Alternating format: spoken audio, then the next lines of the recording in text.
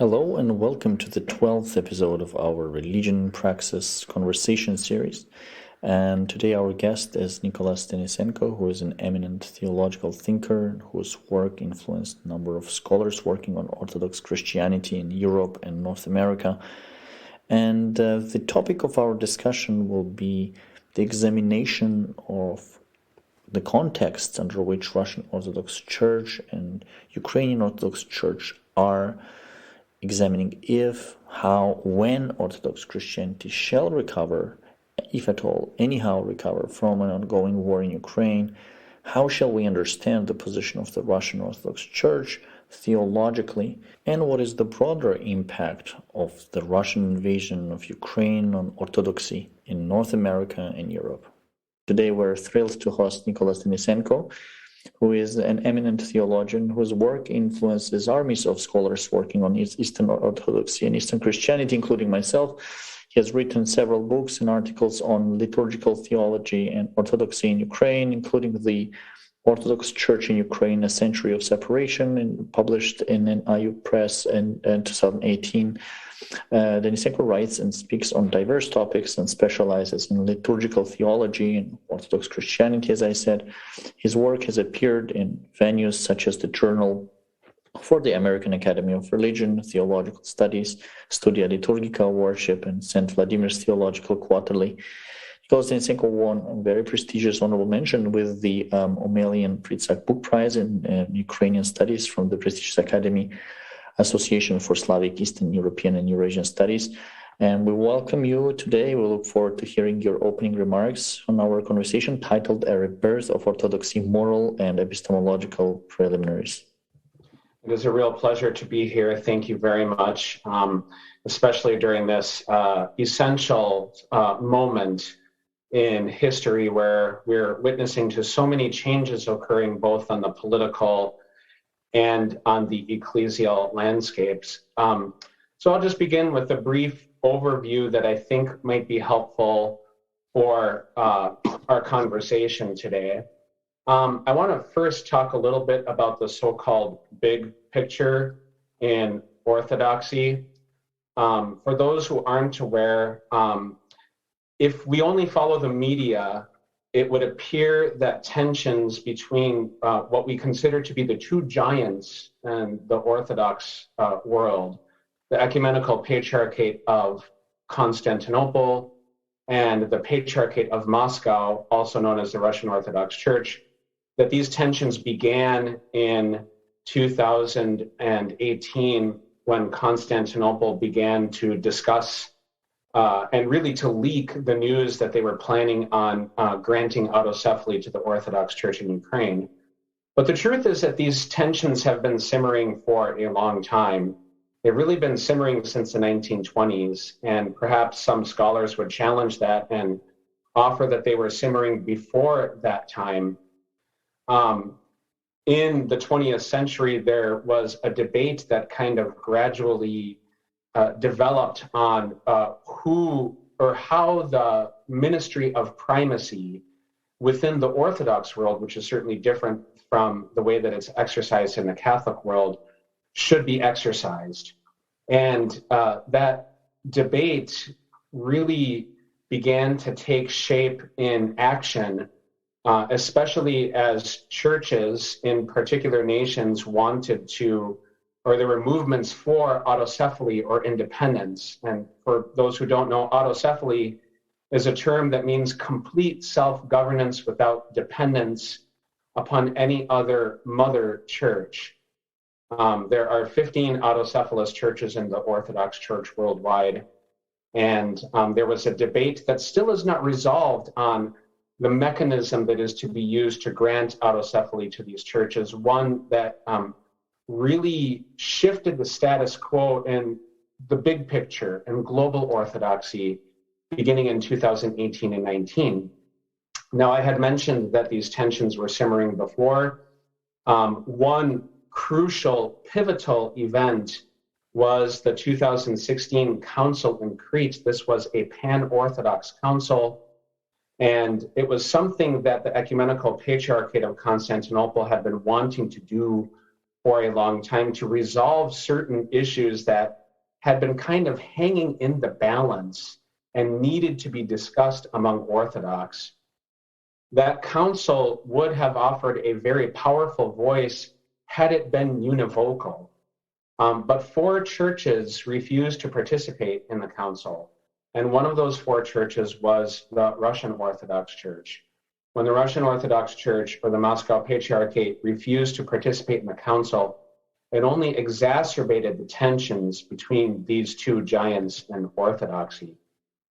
And of course, we know that in 2018 to 19, Constantinople's intervention in Ukraine, the creation of the Orthodox Church in Ukraine, really challenged that status quo to the point that the Moscow Patriarchate, the Russian Orthodox Church, severed communion with the Patriarchate of Constantinople, and also severed communion with churches that supported Constantinople's initiative.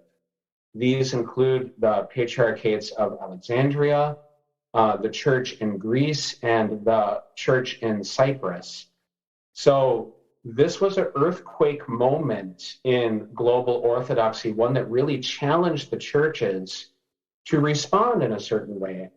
And what we saw is that most of the sister churches, keeping in mind that there are a total of 15, offered cautious responses. And here I'll just share an anecdote of a discussion that I had with an archbishop who has expertise on these issues at the International Orthodox Theological Association meeting in Yash in 2019.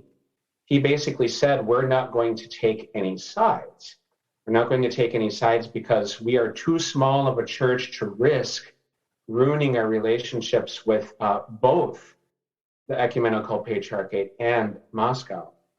So I want to emphasize that the sister churches to date have had mostly a cautious response. They have offered statements that really don't necessarily take one side or another. There are some churches that have clearly taken sides, but there are some that seem to be waiting to see how other churches are going to respond and how this situation might develop in the future. Now, I want to say a few words about the Russian Orthodox Church in particular. Ever since Putin authorized the invasion of Ukraine on February 24th of this year, one of the many issues that has been discussed and debated is the so-called Ruski Mir ideology, or Russian world. The Ruski Mir ideology is based on speeches of Patriarch Kirill, primarily with some anchoring in earlier documents that essentially envisions an Orthodox civilization that unites peoples, and particularly the peoples of Ukraine, Russia, and Belarus. There has been a lot of discussion, analysis, and debate on the degree to which this ideology inflamed tensions that led to an escalation of violence on the part of the Russian Federation. But what I want to say is, I think there's another angle or dimension that is underexplored. And this relates to the larger question of, well, what is the Ruski Mir actually, and what is its intent? I think that if we imagine the reason for the creation and the articulation of this ideology, of this identity statement, is that in a certain sense, it is an attempt to identify the church's new role in cooperation with the state in a new situation. So some might call it post-Soviet. Obviously, it's drawing upon Russian imperial sources, but it really isn't that unusual to create or recreate, repackage a narrative that speaks to these issues, that attempts to articulate what that new identity is. And the way that I like to think about this is that we're having some insight into the psychological framework of the Russian Orthodox Church. The collapse of the Soviet Union was an epic event. Clearly, Putin himself has referred to this as a tragedy, as a catastrophe, as something that should never have happened. And it is not unusual for religious leaders to try to articulate an identity that makes sense of who they are and what the mission of the church is in the aftermath of some kind of a loss or a decline or a change. And we saw this, for example, as the Ottoman Empire gradually declined in the 19th and 20th centuries, Austro-Hungarian, Russian, and Soviet empires. And so what we see here is that both Russia and the Russian Orthodox Church are working together to try to create an ideology that articulates very clearly what the role of Russia and what the role of the Russian Orthodox Church is in this post-Soviet space. And so when we think about this, it's not simply a matter of an ideology that has been completely and totally condemned by hundreds of Orthodox and non-Orthodox theologians. But in a certain sense, it's not that unusual for something like this to emerge, and it will be interesting to see of what comes of it, if it will be repackaged. So I wanted to mention that as an important side note, or footnote, if you will, to the significance of the Ruski Mir. Then I also want to say a few words about the Ukrainian churches in the war. So we know that Ukraine became a sovereign independent republic in 1991, and that this establishment of sovereignty, of a recognized republic, really enabled the establishment and the stability of autocephalous structures such as the Ukrainian Autocephalous Church and the Ukrainian Church of the Kievan Patriarchate, to exist and to remain in existence without political annulment of these structures, even though they were unrecognized by the other Orthodox churches in this time. The effect of the existence of these churches is that the hegemony, the power of the Russian Orthodox Church in Ukraine, was challenged. And that challenge remained in place for over 20 years. And we saw this challenge with a steadfast resistance of church leaders to the dissemination, the public proclamation, what we might think of as the inauguration of the Ruski Mir in Ukraine by Patriarch Kirill in all of the churches, certainly the Ukrainian Greco-Catholic Church, the Autocephalous churches, but even in the Ukrainian Orthodox Church under the Moscow Patriarchate, resisted this dissemination of the Ruski Mir. And this resistance to the hegemony of the Russian Church in Ukraine became more firmly anchored in 2014 when the war actually started in Ukraine, when the Kievan Patriarchate essentially became a church that was legitimate from the perspective of millions of Ukrainian people, even if it was still unrecognized by the other Orthodox churches. So this resistance in post-Soviet Ukraine essentially opened the door for a new structure to eventually emerge. And when this invasion occurred, and I think this is an absolutely crucial point for us to consider, in 2014, at that time, there were harsh condemnations of the aggression of Putin and also of the support of the Russian regime of the Russian Orthodox Church.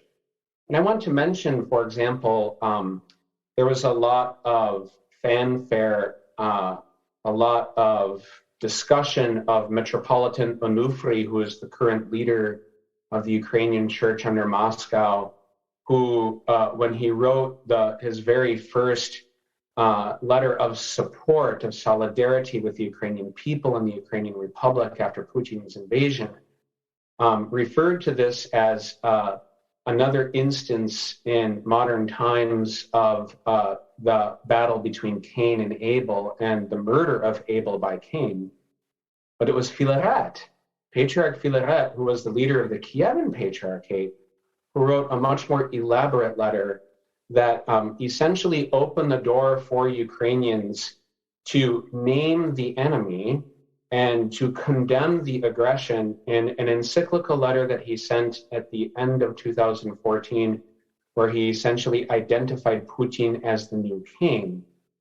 And these kinds of actions in this earlier seminal period of time hastened the pace of parish transfers. This is even before the creation of the Orthodox Church of Ukraine, from the Moscow Patriarchate to the Kievan Patriarchate. Now, it's also important to note that at this time, in this earlier seminal period of the annexation of Crimea and the invasion in Donbass, that the Ukrainian Church under Moscow decided to adopt a public, neutral position, an anti-war position, on the basis of the fact that they served all of the Ukrainian people, including people who were opposed to the Maidan Revolution of Dignity.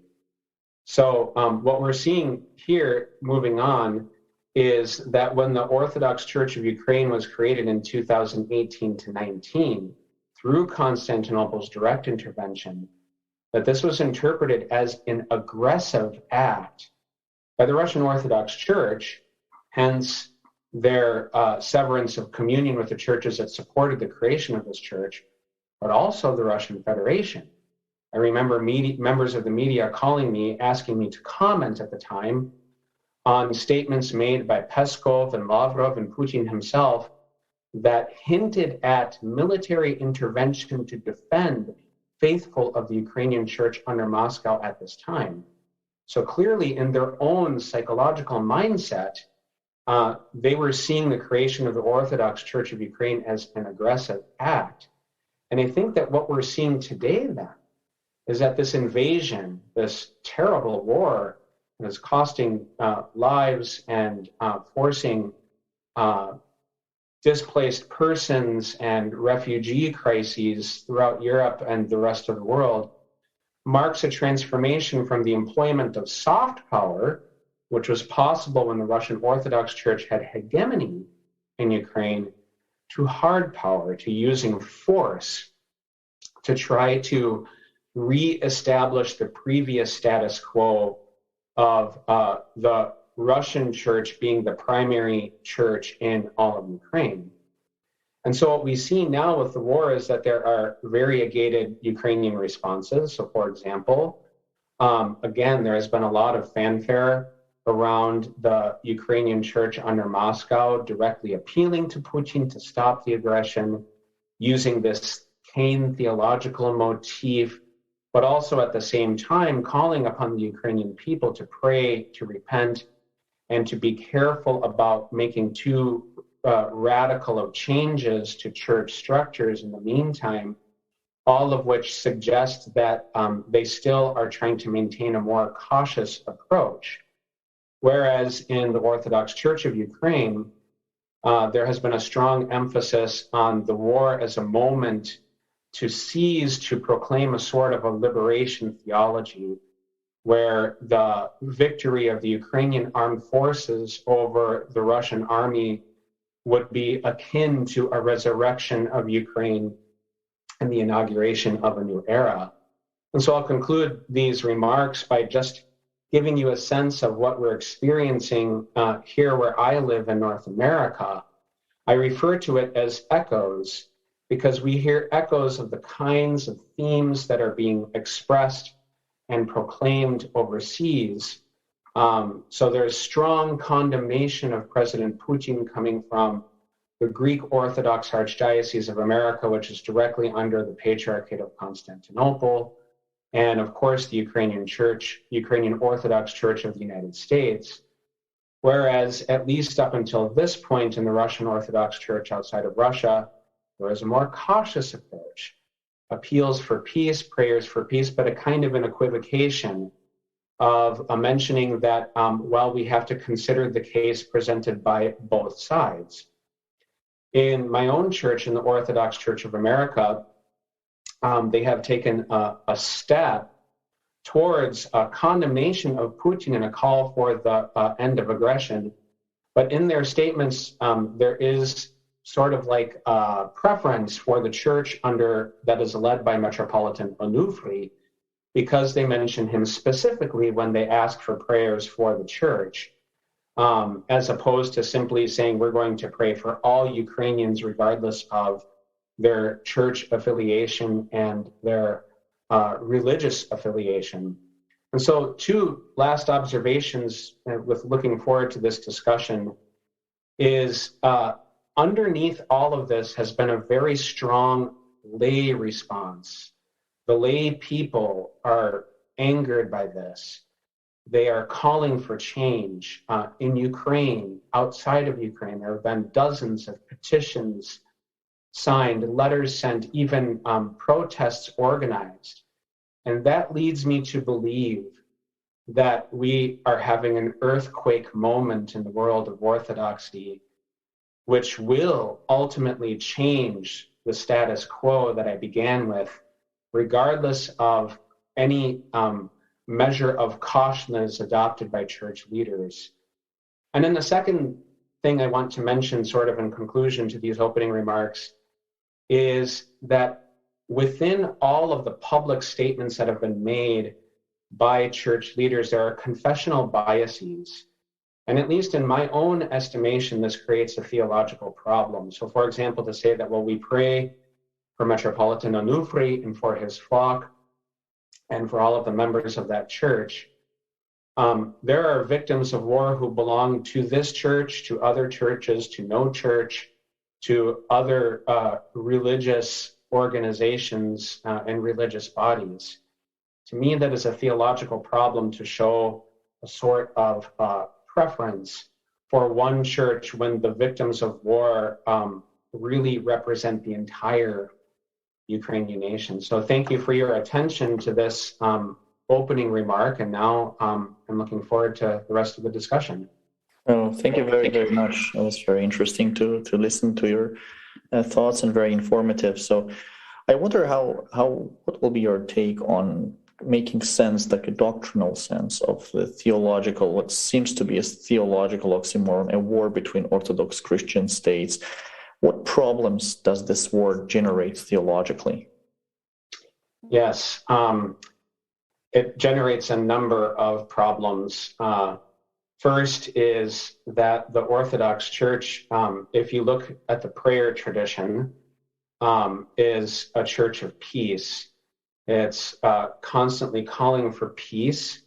Some years ago, I gave a presentation on the meaning of the diaconate, which led me to examine the liturgical texts. And I was amazed at the number of times that the church is called upon to pray for the advent, the coming of God's peace in our midst, the peace that Jesus Christ brings.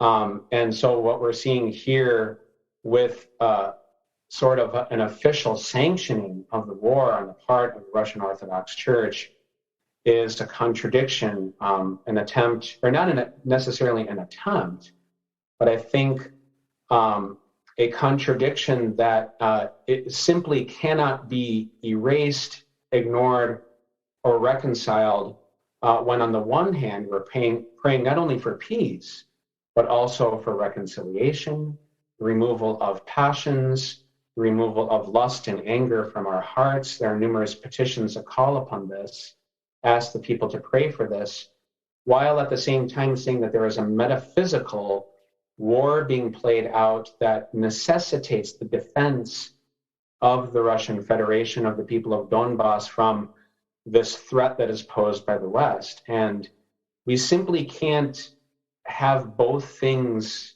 existing at the same time because they contradict one another.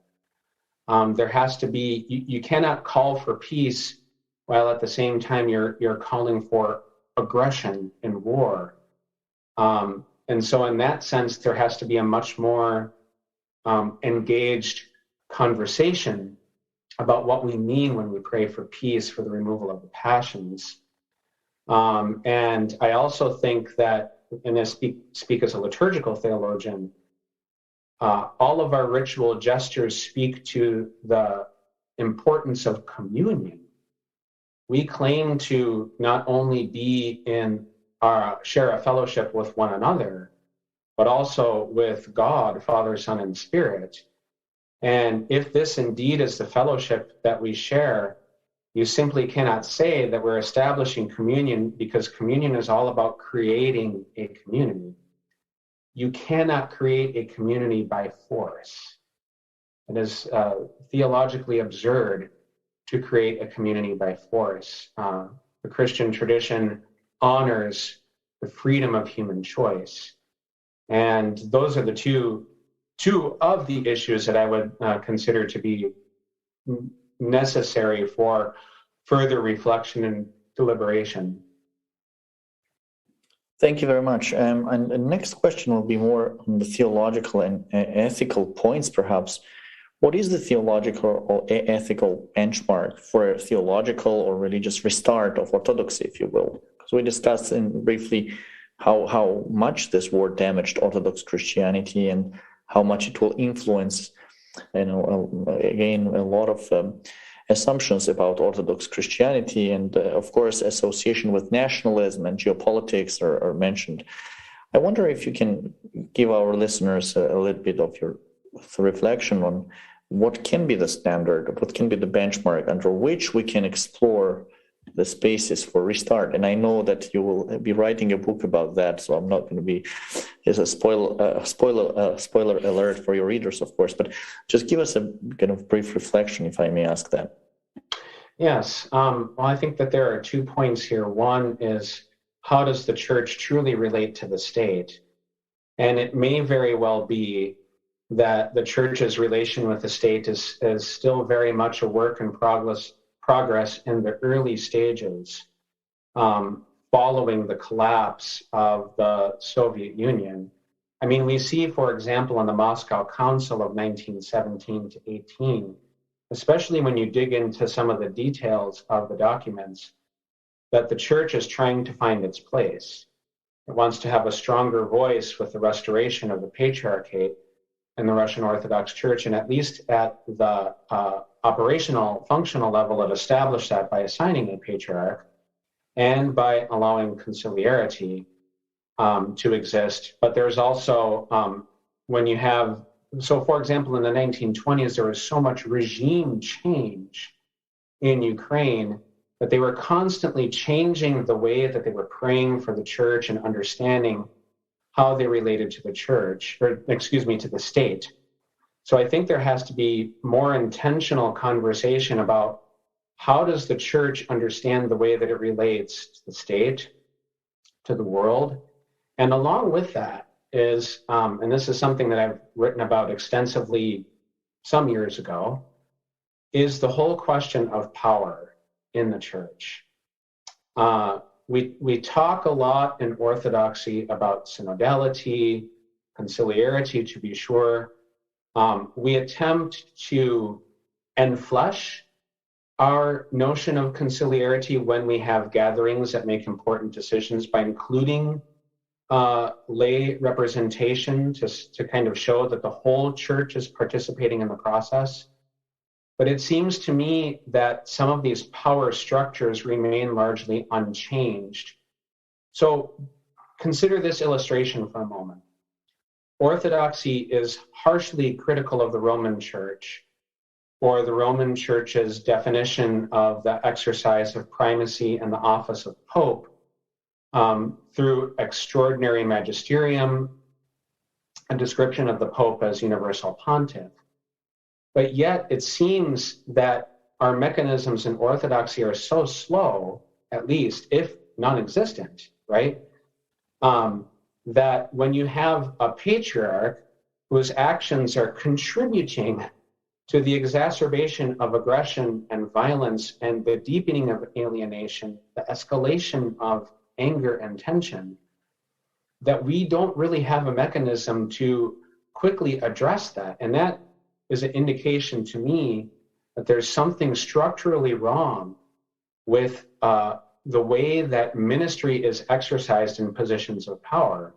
So I would actually say that we have to begin with how do we understand the exercise of ministry in the offices of bishop?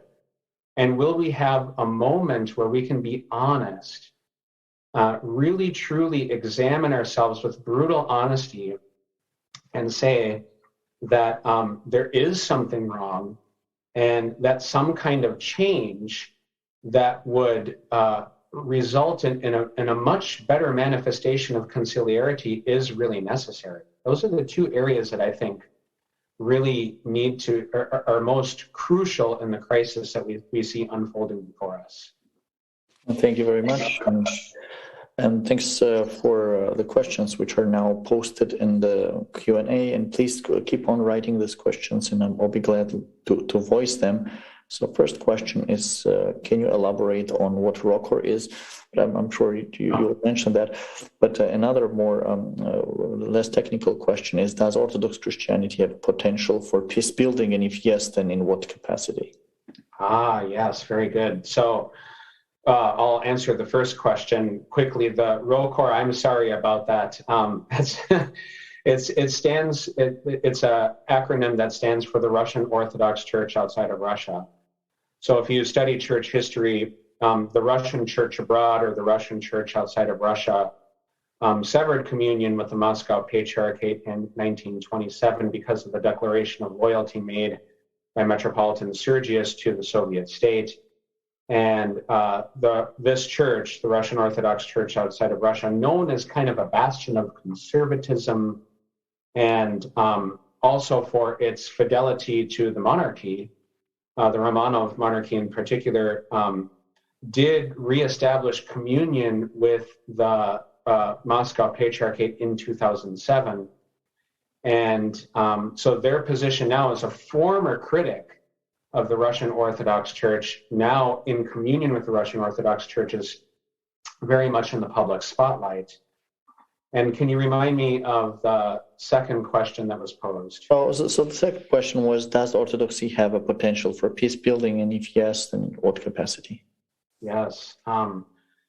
I believe that the church does have the capacity for peace building. And I think that it has to be grassroots. It has to be organized by laity. What often happens in the church is that the church waits for instruction from the hierarchy. And this goes back to this whole problem of conciliarity. The lay people are the church. They don't have to wait for the hierarchy to use the principles of peace building or reconciliation, which are theologically very powerful, to build peace, to reconstruct peace, to promote peace, to especially to teach people how to engage in dialogue. And let me just say one theological thing that I learned from a Jesuit about dialogue. And that is that if you look at the etymology of the word dialogue, the word logos is part of the dialogue, which means that Christ is at the center of all theological dialogue. So when we have people who are alienated, bitterly separated at war, whether it's Russia and Ukraine or any number of Orthodox who are bickering about this or that issue, if we are going to find common ground, that common ground is in Christ.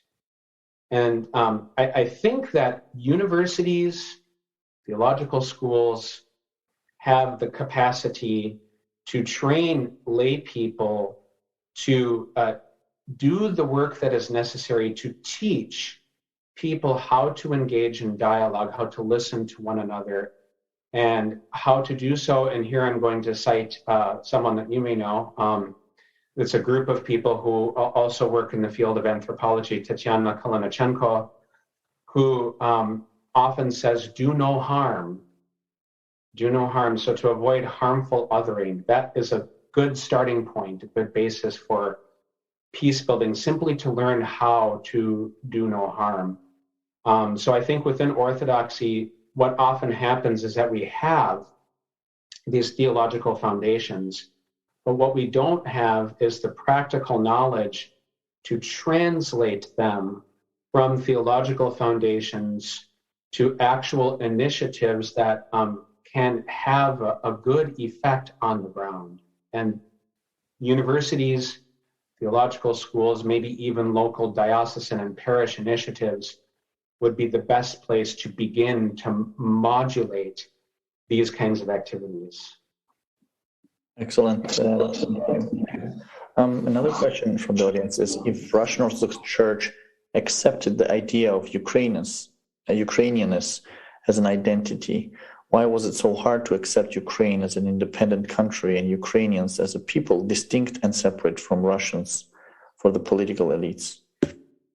Yes. Well, that's a matter of debate, correct? So when we read the academic literature, one of the recent books that I have been reading suggests that Russia, while there was some respect for Ukrainian national sovereignty, that there always has been underlying, and here this brings us into the whole academic arena of origins, of the origins of nations and people, and the claims that Russia, Belarus, Ukraine make to the principalities of Kiev and Rus from the medieval period. And that is the question that we've heard circulated in mainstream media of whether or not Ukrainians really are distinct from Russians. I think that I would argue that most Russians see Ukrainians as being the same people who might be speaking a local dialect. This is not an accusation of I'm not accusing all Russians of viewing Ukrainians as a colonized subaltern people in any way.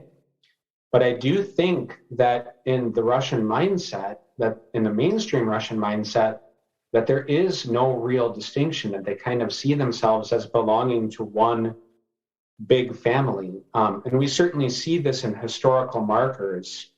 The 1654 Treaty of Pereyaslav, one interpretation of this treaty is the reunification of peoples who had been separated who once belonged to Kiev and Rus. A very different historical interpretation of that event was that it was simply a military treaty. And if you dig a little bit underneath the academic literature, we see that Ukrainians vouched for the retention of their rights as an autonomous people within the Russian Empire. And I think the same thing comes into play with the church. The Ukrainian church has its own distinct history, music, liturgical tradition, certainly with shared similarities with the Russian tradition. But until it was subsumed by the Russian Orthodox Church in the year 1686, and especially the decades that followed, it was very much its own unique tradition, community of people with distinct rituals, with its own way of pronouncing Church Slavonic language, with its own literature, its own theological tendencies or emphases, if you will. And so if we look at the longer history, the argument that they were one and the same always and forever is simply unsustainable. And I think that what we see among both political and religious elites in Russia today is a conscious decision to refer to Ukrainians as essentially being one nation with Russians, even if they are aware that Ukraine has its own distinct language, literature, church. And I certainly grant that there are important figures within the Russian Orthodox Church that support independence and autocephaly. I suppose many of them are outside of Russia now, of the Ukrainian Church. But this mindset, this narrative, that this really is just one nation that is essentially differentiated by region, I believe continues to prevail in mainstream Russian thought. Thank you. I have a question myself. I'm wondering whether, I've been thinking about it through my own research in Ukraine and having field work in parishes of Russian Orthodox Church in Ukraine and Orthodox Church of Ukraine, so-called newly created church. So there's an interesting grassroots response to the elite nationalism and the discourses of nationalism, again, on whether the idea of Russian world, whether it's civilizational idea or identity, had always interesting repercussions in different parishes in which I traveled and worked and observed liturgy.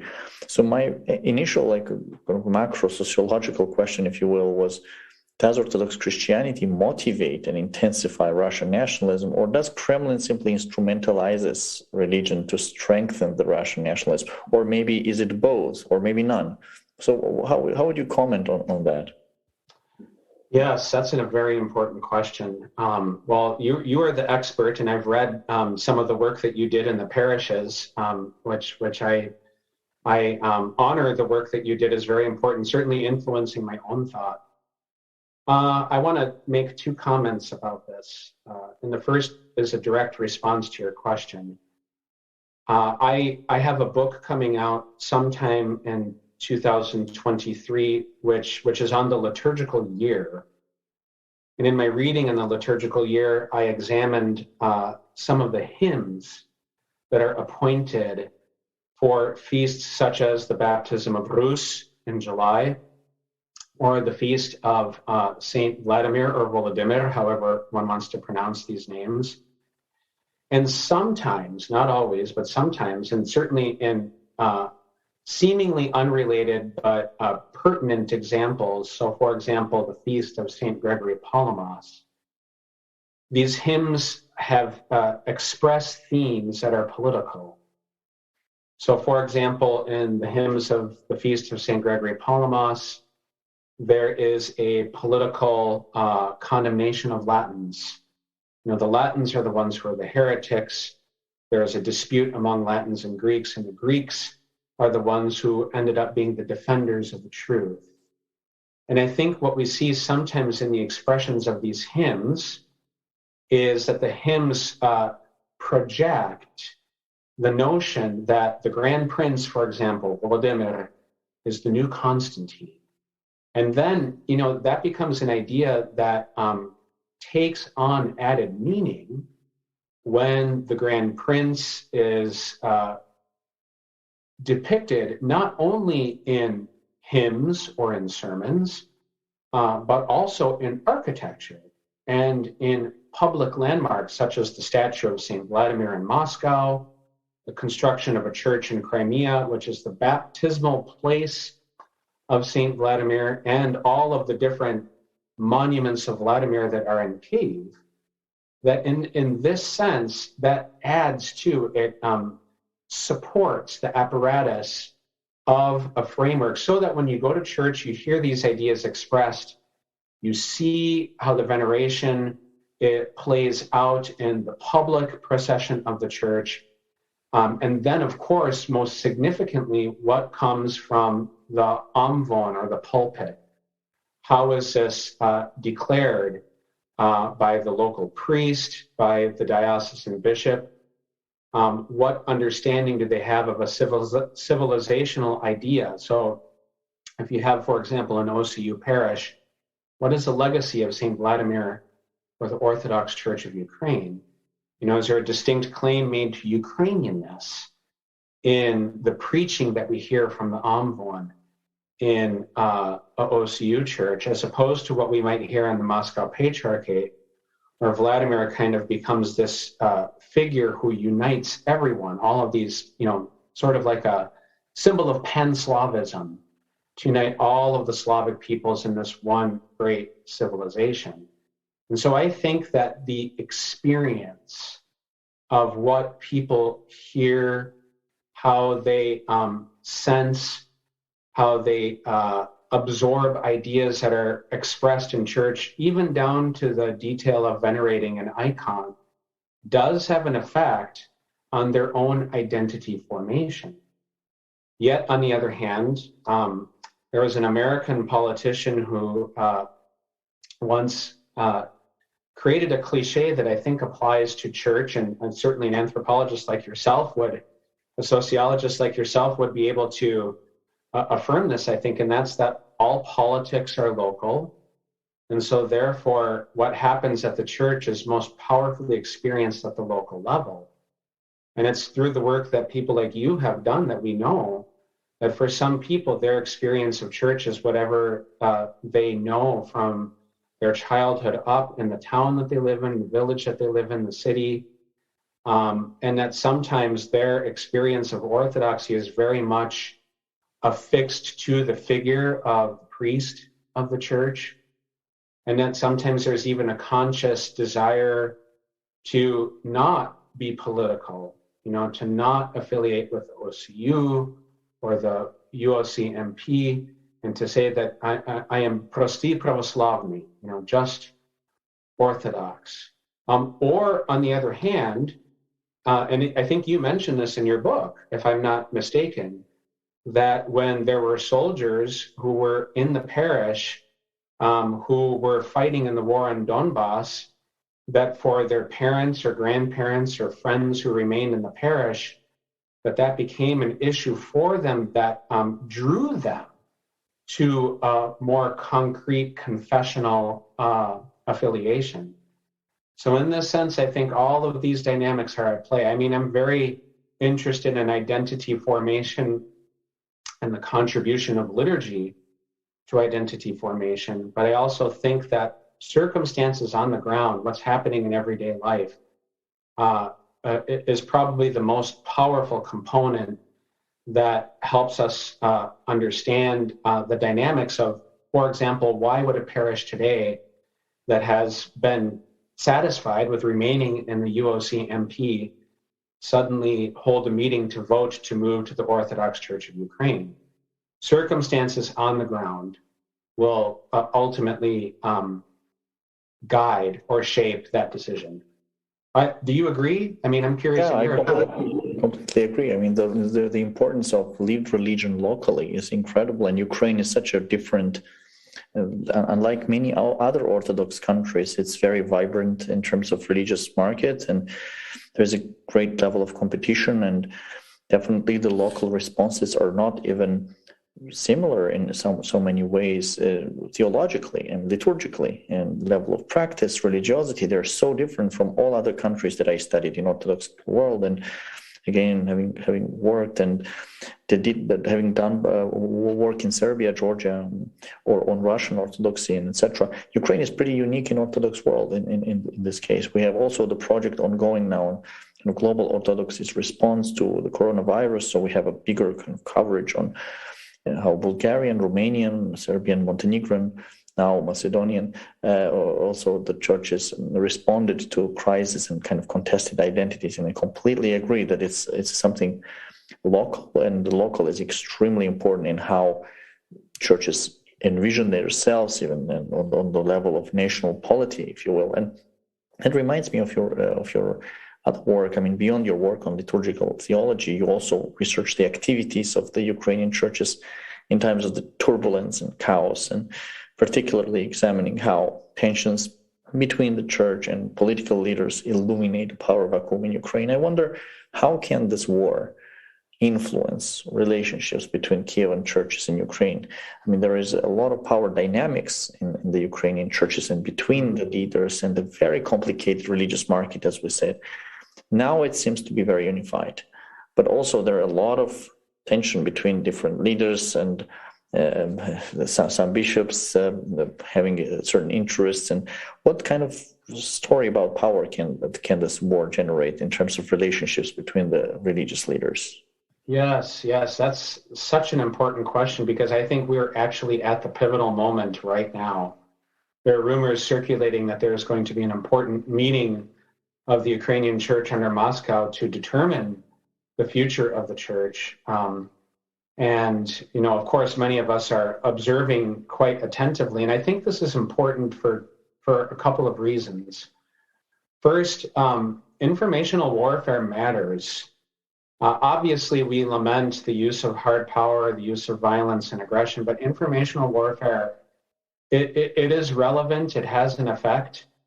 And I think that in my own examination of the modern history of the Ukrainian Church, essentially what the autocephalous body, the Orthodox Church in Ukraine, continues to attempt to overcome is a century's worth, now more than a century's worth, of an identity that was created by an external writers, authors, that essentially says that Ukrainian autocephaly is illegitimate, is nationalistic, and even on some occasions is fascist. And so I think that when there was hope, and certainly this was whatever political motivations guided the decisions of the Patriarchate of Constantinople, I do believe that they hoped that the Ukrainian Church under Moscow would participate in the unification process with good faith. And that did not come to pass. At that point, the alienation among the supporters of autocephaly and the church under Moscow probably couldn't have been worse. The embitterment between those parties because of the more recent history, the accusations going back and forth, for example, well, this church is uncanonical, this church is nationalistic and fascist, and then on the other hand, this church is Moscow's priests, this church is the fifth column of the Kremlin. So you have this kind of what, again, Denysenko would call harmful othering really taking place, and real moment of bitterness. And so we saw that the attempt to intervene was only partially successful. And I say partially because there were 3 churches in Ukraine. 2 of them, the autocephalous church and the Kievan Patriarchate, had also been at odds for 20-some years. And they successfully united. That was an important moment in the modern history of the Ukrainian Church. Now, what I think is really interesting, in my view now, and it doesn't take much internet sleuthing to gain a sense of this, is at the official level, the public gestures are still in that orbit, in that space of fierce informational warfare. So all one has to do is go to the website of the Ukrainian Orthodox Church under Moscow and see one news story after another complaining about the Orthodox Church of Ukraine illegally seizing temples, about the proposed bill of the Ukrainian parliament to make the Russian Orthodox Church illegal in Ukraine. This kind of media activity seems to manifest the continued embitterment, separation, and alienation. And what will be required of the churches is to find a way to say that we're not going to do this anymore. What's most important is to find and to grasp unity. So here's what I think is absolutely fascinating, and I'll end with this. That is that the Ukrainian people, at least this comment, I'll end with this. The Ukrainian people have demonstrated incredible solidarity and unity. And as we know, it's a very diverse population with strong political opinions. Incredible solidarity and unity in response to the war. So in a certain sense, the Ukrainian people are leading the churches. The roles are reversed. Well, the churches follow the lead of the people and find a way, simply say, whatever the differences were in the past, we're going to put them aside for the sake of the safety, the dignity of these people who are being assaulted. But now we're going to put that aside and leave it aside for good. So I think we're at a pivotal moment. It will be very interesting to see the decision of this gathering that's supposed to take place of the Ukrainian Church under Moscow, because one of the options that is supposedly on the table is a direct appeal to the Church of Constantinople. And if that happens, that would be a complete turnaround, because as we have seen, they have been harshly critical, condemning of Constantinople for the actions that they have taken, because they have claimed that the OCU is in some way part of Constantinople's spirit of uniatism. And that is a weaponization of a historical moment of the 15th century that shows that we'll go to any lengths to maintain the status quo. So to turn to Constantinople now, for the sake of the Ukrainian people, would be an enormous shift. I'm sure you'll be watching attentively as well, too, if anything comes of this gathering. Thank you very much. And we have a few more questions, and good to hear from senior colleagues. Professor Stephen Burghammer is here. So question is it correct that many priests in the Russian Orthodox Church are Ukrainians? And if so, how does that impact the current conflict? I think it impacts the answer to that question is yes. I don't know the exact percentages, but it's a fairly, there wasn't enough shifting at the end in this post-Soviet period to make the claim that there were not Ukrainians in the Russian Orthodox Church. I assume that this refers to the Russian Federation. What I think, and I don't have a lot of knowledge on this, but I think it affects it if there are family tensions. So if there's a Ukrainian who's in the Russian Federation who's serving as a parish priest, how do their family entanglements with people that are in Ukraine who are telling them that we have missiles that are being bombed, hospitals, people who are sick who are being killed, rape and torture and atrocities being committed, how does that affect the situation in Russia? One of the weaknesses, of course, or obstacles is the lack of access to reliable information of how that's all playing out in Russia. That's a story that I think remains to be told. But I simply cannot imagine that it is not a relevant factor. It must be a relevant factor because those relations do exist. We do know through some savvy journalism that there have been arguments, disputes among Ukrainians in Ukraine and their relatives in Russia who are arguing about what is actually happening on the ground. And it's simply unimaginable to me to be someone who's been an eyewitness to an attack, hearing from a relative in another country saying that, well, this is all propaganda. This is not the Russian Federation doing this to you. So the church is not insulated enough from society for that not to be a factor. It has to be. And I would probably add to this answer that if we're talking about the Ukrainian Orthodox Church of the Moscow Patriarchate, which is again part of the Russian Orthodox Church, legally speaking, because they are still in the canonical unity so far as we know, and we will see what will happen to this church, then yes, absolutely, there are a lot of priests in the Russian Orthodox Church who are Ukrainians, and they're those 12,000 parishes which we count. Well, Tanya Kalnichenko might argue that it's 9,000, but so far we know it's approximately 10,000 to 12,000 parishes of the Moscow Patriarchate on the territory of Ukraine.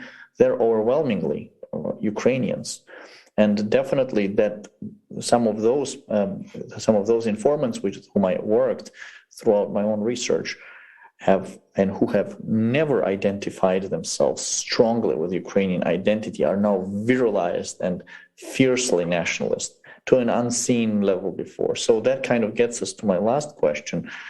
Is perhaps the Russian world, the idea which Putin used to justify this war, did Putin end the idea of Russian world in Ukraine with this invasion, which he did in the name of protection of the Russian world in a way? Yes, the answer to that question is yes. And I think that if it wasn't already dead, that the whole Ruski Mir, Russian world idea was already in the process of dying rapidly or on life support, if you will, in Ukraine because of the resistance in all of the churches to the ideology, including the church under Moscow. Despite the fact that when Metropolitan Onufry was elected as the successor to Metropolitan Volodymyr, that he took a more neutral approach to the situation, the way that it was playing out. But I certainly think that the Russian world idea is dead, not only in Ukraine, but that it's going to die in the rest of the Orthodox world. In a certain sense, the events as we have seen them play out have revealed just how dangerous the creation of a narrative that is based on nostalgia is when it replaces the principles of Orthodox theology, which are all rooted in the inauguration of the kingdom of God and the worship of Christ, Father, Son, and Holy Spirit. So I think that it's going to die, it's certainly dead in Ukraine, but that it is going to die painful death in Orthodoxy as well. How it dies, I'm not exactly sure, because again, those mechanisms, if they will be put into motion, we haven't seen them put into motion yet. There's been no church action taken against Patriarch Kirill for his support of war. It remains to be seen if there will be church action taken. But I also wanted to go back just for one moment, maybe for 30 seconds, to the comment you just made. Very important comment about the strong patriotism and solidarity with Ukraine that we see in the Ukrainian Church under Moscow. And I want to highlight the open letter that was signed by over 400 priests at risk of their own livelihood, that called for a tribunal, a pan-Orthodox tribunal, and a separation of the Ukrainian Church under Moscow. That letter is now it will be studied, it will be debated, it will be mentioned in conferences. That was an enormously powerful statement for people who risked everything for the sake of defending the Ukrainian people. And what we don't know, but we could probably guess, is how many clergy who did not sign that declaration, that open letter led by Father Andrei Pinchuk, in truth supported the letter. So all of these power dynamics and the way that they govern the church, we're going to see how the church is able to deal with them now, because we do know that there are bishops in the higher apparatus of the Ukrainian Church under Moscow who seem to want to maintain the status quo. So the next few days they will be historical. Well, if we will not spend more of your time, since we had one amazing hour of listening to you, and thank you very much, Professor Denysenko, and everybody who participated and wrote questions. So have a lovely day, and may peace prevail. Thank you. It was wonderful to be with you today.